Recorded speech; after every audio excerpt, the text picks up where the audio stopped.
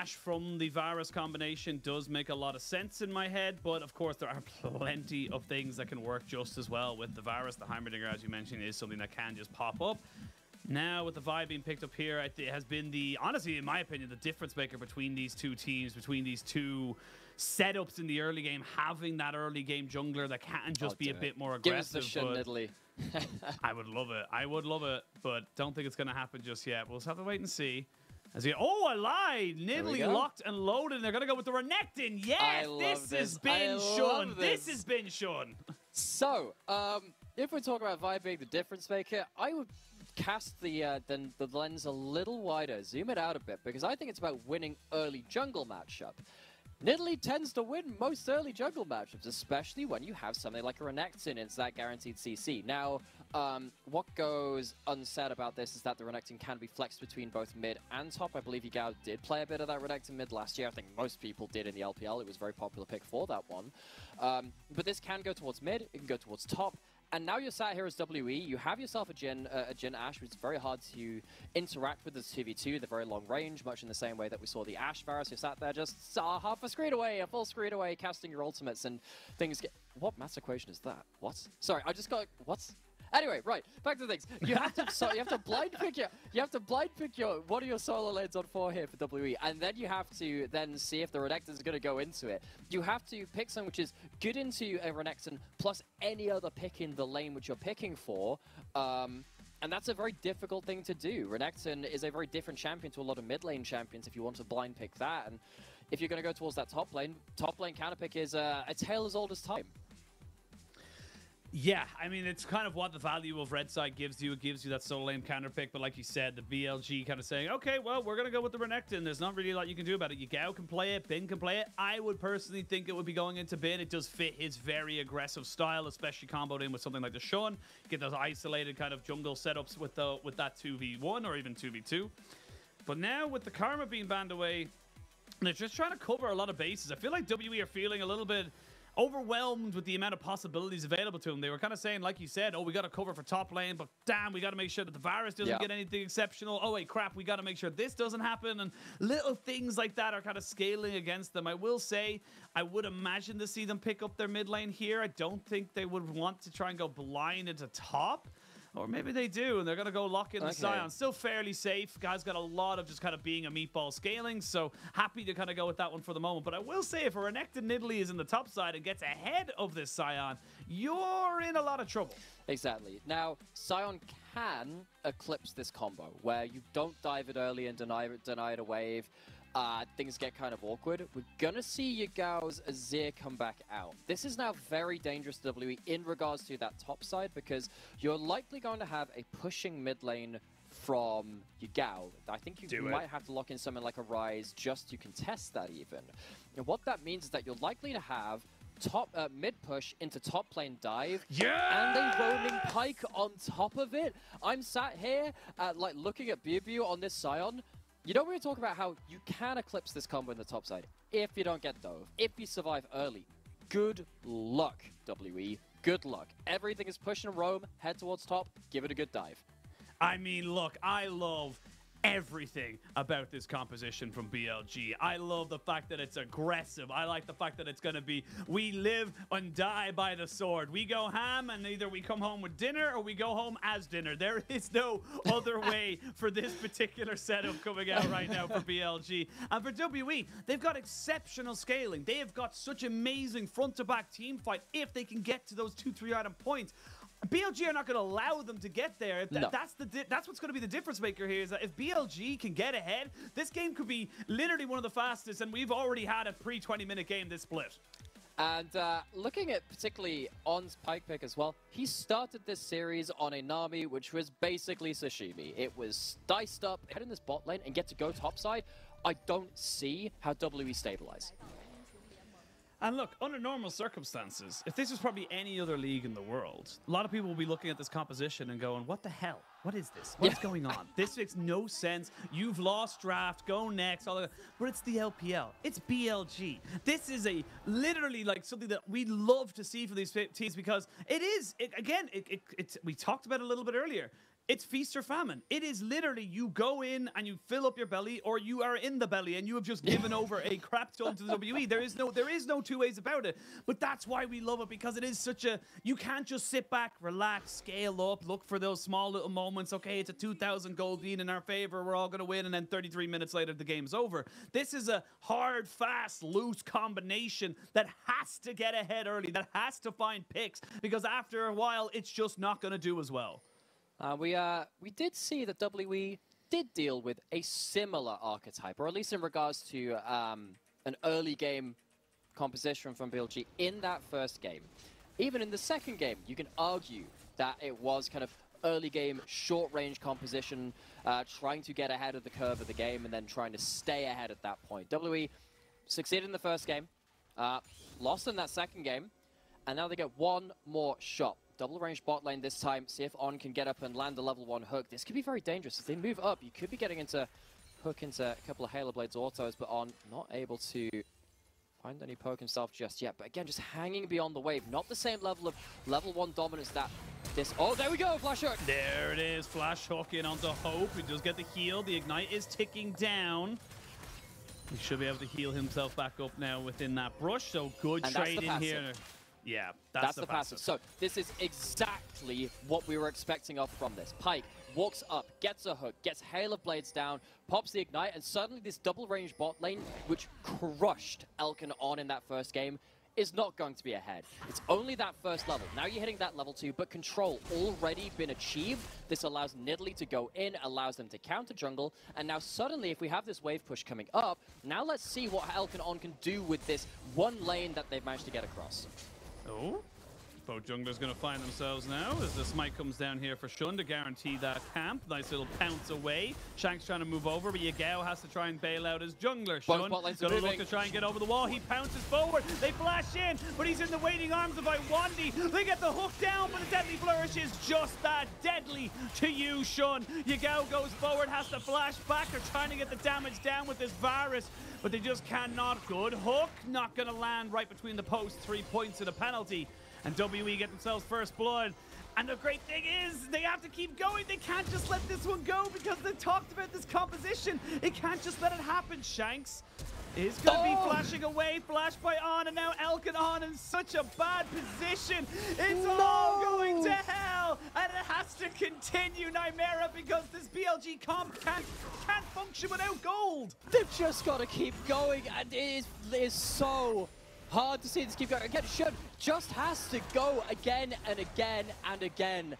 So many flashes blown, so many opportunities to land a kill, but now just a few minutes into the game, WE, they walk away with 1,000 gold between those 2 kills, and suddenly you're looking at this Pyke and this Varus, which won the level 1. They committed that flash, they committed the Ignite to get some control over the bot side, but BLG couldn't quite coordinate well enough to see that into actually winning an entire side of the map outside of just winning those last couple of waves in the game. What the heck is this replay going to go towards? We're going to go through the whole thing. So invade onto this bot side, but even though the trade was won by BLG's bot lane, it didn't lead to them being able to roam first. You don't have the Pyke W yet, which is very important in terms of being able to get to these plays early. Yeah, you get a hook onto Hope, but you can't even combo onto that well enough yet because Elf wasn't there quickly enough to get an arrow across, get an E across to get that extra slow. And WE, they had kind of the defender's advantage, being on their own side of the map and being able to respond a little quicker to these plays because they're just closer to the play when it's happening. But BLG, this could have gone so well for them, but they are punished for their over-aggression. Oh, we're going to see them going top side. And yeah. Oh, man, this is going from bad to worse. This is getting desperation already. This is the Nidalee Renekton combination that you want to be seeing that has to go top side, and it's just being answered. Look, I'm not saying it's a good comp. I'm not even going to say that it's an okay comp. I'm just saying I enjoy seeing this kind of aggression because it makes the games fun, but for BLG, this is not fun. Thing is though, like, I actually liked this composition, called it out in that draft, says, wow, you can really punish so many ways across the map.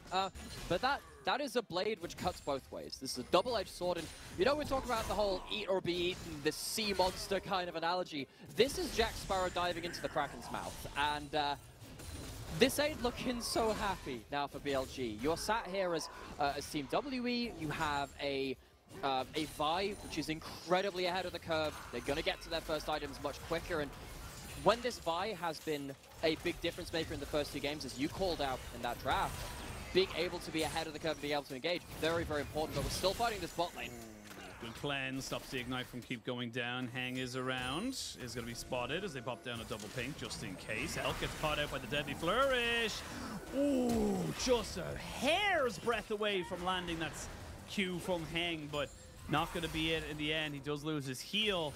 And I love the aggression coming out now from WWE. They smell blood in the water. Shanks is coming in. They know his Shun is there. They're going to use the Realm Warp. He might want to take that. Never mind. He's going to take it anyway. The Deadly Flourish lands again. He gets auto-attacked by the Vi, and that's going to be 3-0-1 for Heng. Now Yagao is here. Has got the Emperor's Divide should he need it. Lwandy's trying to be a little bit of a nuisance. Will sacrifice himself for the benefit of his team. The spear lands, but you can't follow up just yet. The Deadly Flourish into the Rune Prison means that Yagao can't follow up. Flash in, predicted the movement. Very nicely done there by On. And look, BLG aren't dead yet.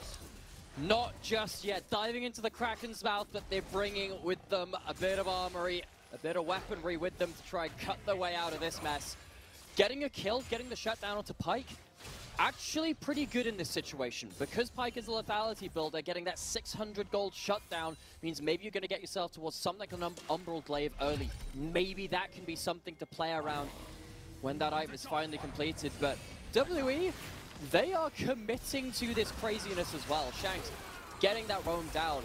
Yagao joining just afterwards. It does feel like as soon as that kind of the clarion call is made, that call to battle, everyone across the map is following up to it. But this time, it's not in WE's jungle. This time, it's actually on BLG's side of the map. And as we said, On does walk away with an awful amount of gold. Double Dirk now picked up for the Varus and the Pyke. They find themselves somehow at a gold advantage. I'd imagine because of the CS lead being accrued in this top side as one of those plates, but doesn't help when you're taking double tower shots there. Does he get soloed here? I don't think he does. It would be very difficult for Biubiu to actually get it down without really any other mana, but that was a bit close for comfort there for Bin. He doesn't want to be taking that many trades too often. The funny thing is, despite all things that have been happening in the early game, it's actually going to be a gold lead for BLG because Bin is smashing in this early game. And look, again, regardless of Nidalee kind of, you know, throwing it away in that first little skirmish around that blue buff on the red side, it's still a Nidalee. You are still going to be farming like an absolute crazy person right now. And it's just going to be so easy for you to be able to kind of accrue these leads. And this is where the pace of the game gets a bit breakneck. Gets a bit harder for WE to kind of sustain off. We'll, of course, ask everyone to consider the fact that BLG's composition probably needs to be further ahead than this. This is a 1,000 gold lead, but given how much they've been fighting, they could have been further ahead. Maybe they should be as well. You've got first dragon going up towards WE, whereas you've got ults coming in, looking for WE to start the fight now. There's a nice Emperor's Divide. Yagao does flash away and gets himself some shifting sands. Skirts his way back to safety. Flash forward with a chain of corruption. It's all go, go, go! Because you cannot stop this BLG train. The Riptile did get dropped in mid lane, but it will be killed before it gets to do its favorite thing. Shelly shall go unsatisfied into the gray screen, but this game is starting to heat up. This game is starting to get some more kills. We're still on par for a kill a minute, a little bit behind at the moment, but look, I'm sure BLG are going to fix that soon.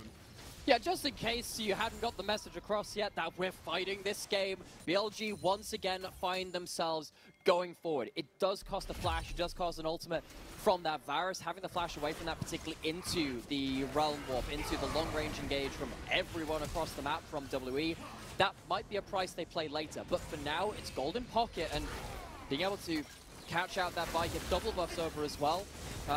Again, it's just keeping the tempo, the pace of the game up further and further, and Sion continuing to be up in the face of WE. But that Realm Warp, as it's coming in, Elf doesn't have flash. He doesn't have flash, but Shanks kind of in a little bit of a bad place. Hope pops down the curtain call, but Yagao is there. Remember, he doesn't have flash, he doesn't have his Emperor's Divide yet either. Shanks using that phase rush to good avail, gets himself away. No harm, no foul, but we have 80 carries with like 60 CS in 10 minutes. I was gonna say this is not gonna happen. in professional League of Legends, folks. No, you've been corrupted by regular League of Legends. This is the LPL, my dude. There is no standard. There is only go forward. There is only blood for the blood god, and there is only the kills on the board. In the grim darkness of the far future of the LPL, there is only fighting. You don't have time to hit these minions, and BLG trying to once again find themselves in those fighting situations. The longer this goes and the more items there are on the Jhin and the Ashe and the Ryze, the harder this gets, because when you're diving forward right now, flashing forward with a Ryze ult, with a Varus ult, flashing forward, trying to go forwards as that Nidalee, that's all well and good. Try that at 25 to 30 minutes into those items. You will just get popped, especially if Sion is there holding that door closed too. So BLG once again trying to continue getting more gold to themselves. Going look for this dive. Oh, this dive is looking pretty damn good. They will get the flash out of Biubiu. And that tower almost getting taken out as well. So they'll get full plates, you would imagine, onto this Renekton. And this is why I wanted to see Bin on the Renekton. It just fits his style of play, that aggressive bruiser fighter kind of style that he can just constantly be harassing on. That's why I was scared as well for the Sion, because when you fall behind, it doesn't become that easy for you to try and bring this one back. El's going to get CC'd up right now. There's an enchanted crystal arrow that's going to hit nobody. The heal will do nothing. And that's going to be a little bit of an unfortunate kill over to the side of WE. They'll take it with gracious arms, but definitely not what BLG wanted. No, not at all. Again, Elk called out earlier, didn't have that flash. This is the payment for that. We see that Elk's actually gone for the Edge of Night first item. So you have that spell shield. It's not going to be the Ghost Blade. It's literally just there being, I need to take the first cooldown. First top side. Cooldown's being used onto Bin, but well, he's got Shanks in tow. Maybe that can help turn it around. There's going to be the flash from Bin. He does not have Dominus, so he's going to be taken very low. You can see the slice and dice. Flash forward, Ruin Prison, into the Smackdown. They even reposition. Shutdown goes over. It is a nice little kill for WE. However, the turret and full plates did go over to BLG and to Bin. He's also about 45 CS ahead or something like that, so it's definitely a small window or small win, but Biubiu's going to get a fair bit off of this now. I have to say, that's going to be 2-3 plates, and of course the shutdown goal going over to Shanks as well. Considering how dangerous Bin has been in that side lane, important to track where that gold has gone over into the pockets of WE. Looks like he's going for the Prowler's Claw build.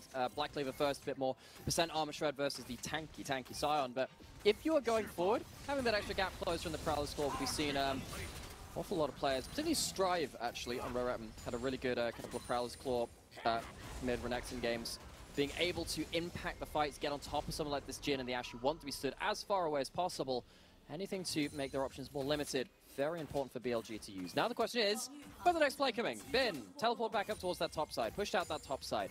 Make sure that WE can't be leaving their own side of the jungle.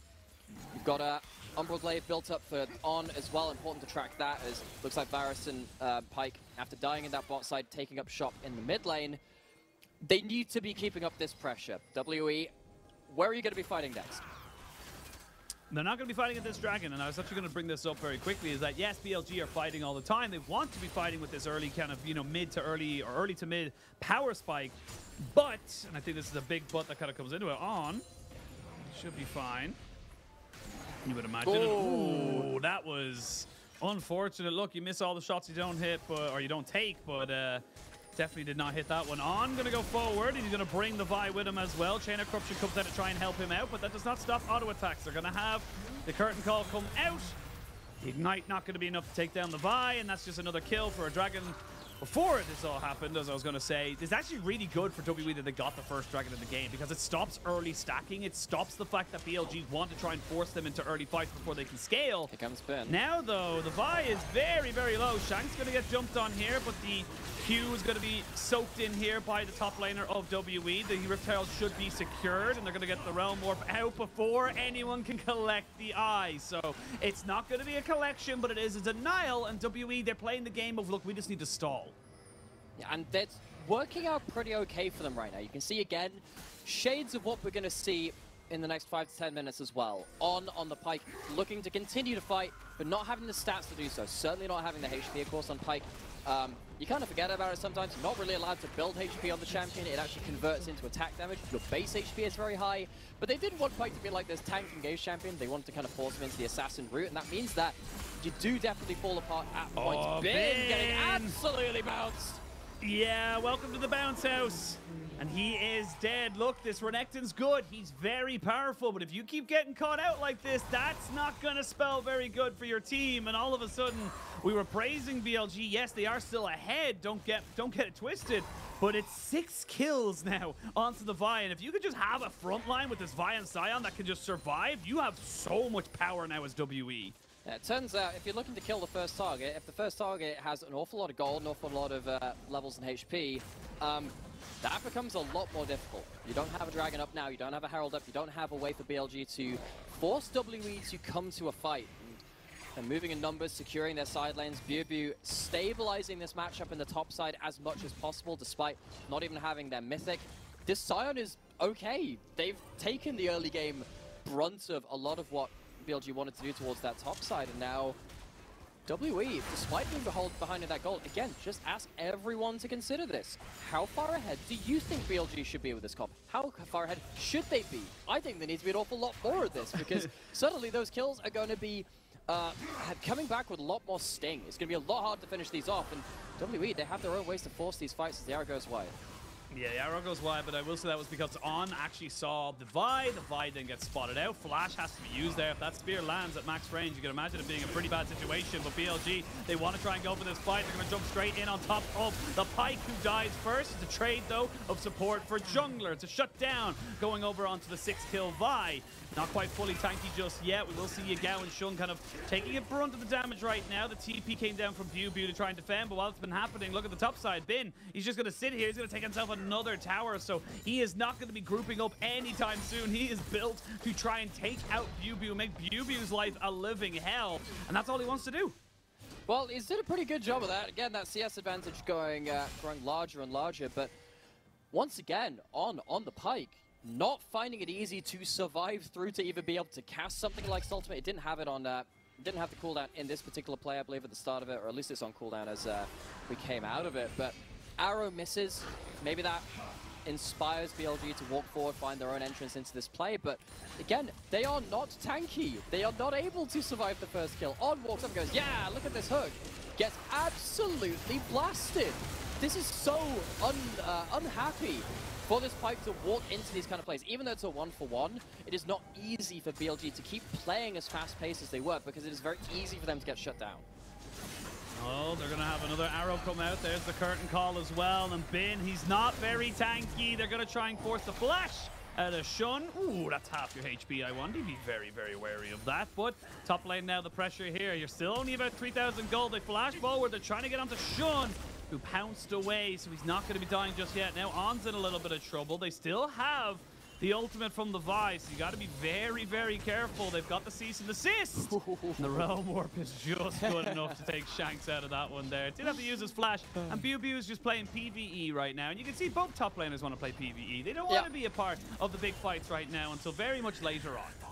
Well, I think Biubiu just doesn't want to interact with the Renekton at all. Just anywhere that Renekton is, this Sion doesn't want to be. It's been building up to deal with that champion, and Shanks very timely escaping that top side. Good hook over the wall. Yeah, he's dead. Nothing you can do there, Heng. You're just going to have to die, and that's going to be a fair few of the ultimates used there, but nevertheless, it is still a kill for a kill. You also get the passive there from the Pyke. The cuts. Cut, yes, absolutely. As we're all pirates here, Gnar. Anyway, sorry, I've been reading Ruination. There's a lot of pirates. Hey, I very much enjoyed myself the Ruin King game. Pyke was in that game, of course.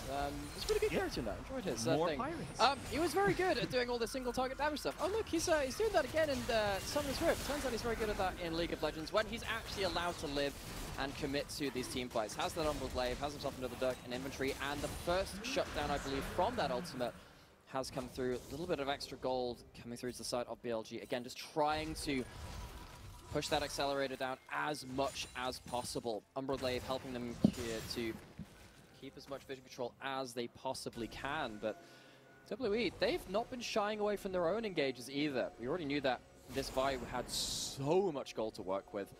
6 kills alongside having a healthy amount of CS2. Of course, Nidalee, you can't really compare the two, as you were calling out earlier. Nidalee just keeps farming. You blink, and half the jungle is just hoovered up into the Cougar's mouth. And WE, though, still at a point where I think they're pretty okay, sitting at a 2,000 gold deficit. You've got Shanks, loads of gold on this Ryze as well.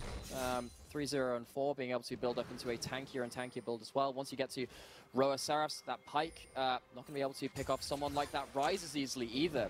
Got both those items in inventory, and WE, again, it does feel like they're getting ever so close to just cresting a gold lead, which BLG will find very hard to fight back from. That's it as well. Like, and we look at the gold lead, you mentioned it very briefly there. We saw as the gold values came up for a brief second on the scoreboard, but it is 1,000 for Bin. You know, again, he's 50 CS up, not to be, you know, kind of taken away from him and how well he's done in the top side, but it's also only about 1,000 for the Varus, so you're not really, you know, pushing further and further ahead. There's teleport, here comes Sion. Full Sion going to be coming in. They're going to jump straight in onto the first target they find, and that is Sion. Look at Biubiu. He doesn't care. He's 1v4, and he's not even going to die. They used everything on him right there, and he flashes forward. Yagao goes golden. Hope's going to try and get caught out here, and he gets taken out. BLG, you bought your time, but I think that time is done. I think the ticking clock has gone against you, and all of a sudden, WE have scaled. Yeah, that wave was cresting. The Kraken's mouth starts to close in. WE, they teleport in with, yeah, a Sion that's 1,000 gold behind, but Biubiu doesn't care. How much powder's left in the tank here for BLG?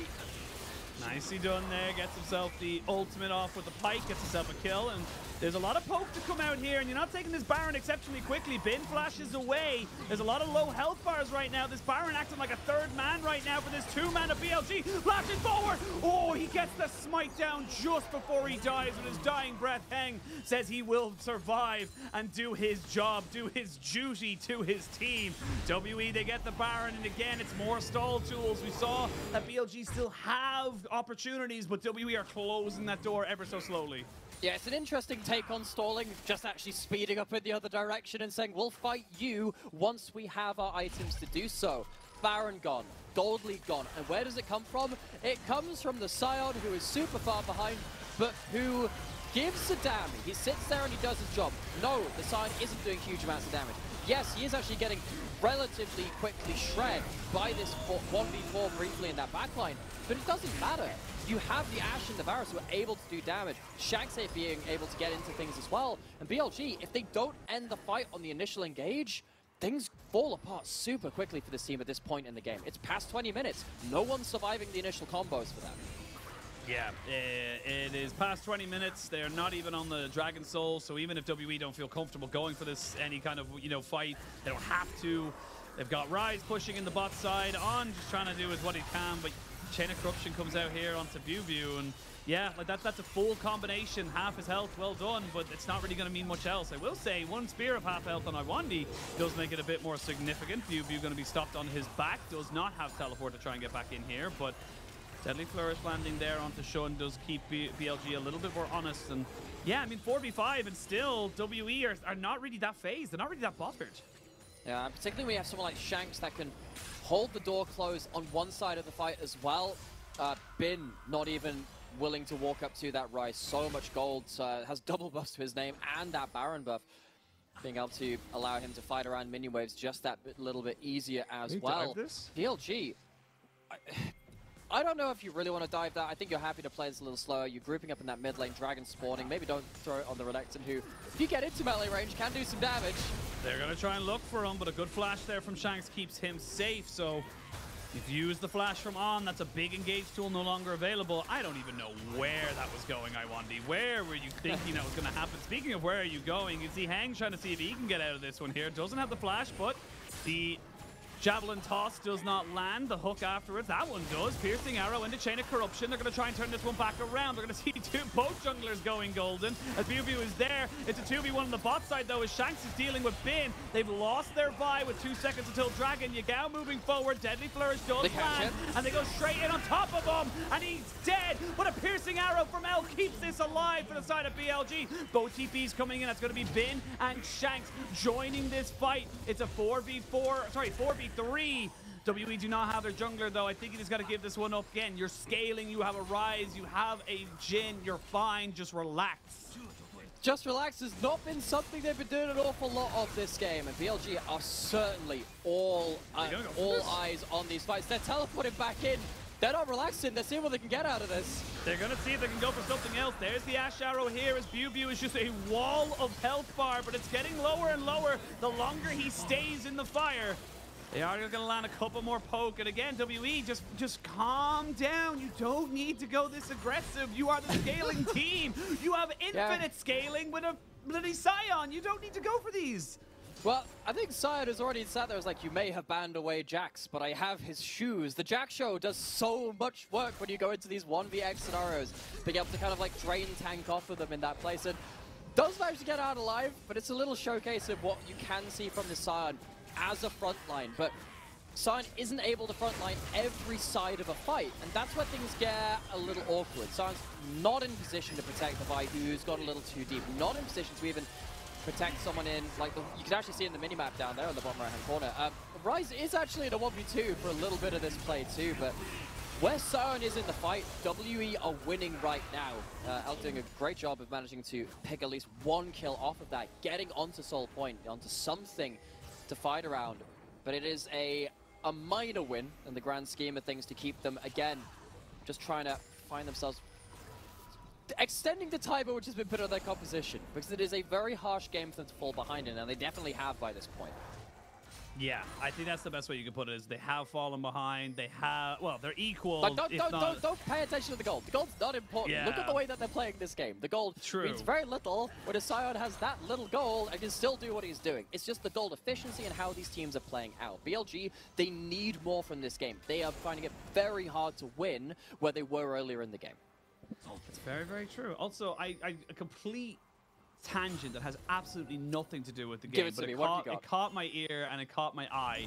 You said that the Jax was banned, but I have his shoes for the Jax show, and I was just like, are they shoes? So I have to like really zoom in on the no, they're not. I think it's called Jax show. It's called Jax show. Yeah, I know. I understand now, but you understand. I'm trying to explain where my brain went. So I'll make it. Like, you know what? Next are time, they shoes? Just for you, I'll make it easier next time. I'll make it like really crystal clear how stupid of a joke I'm making. It helps me. Every little helps. It's not about you. It's about me. Let's just make that clear. Oh, look on the wall.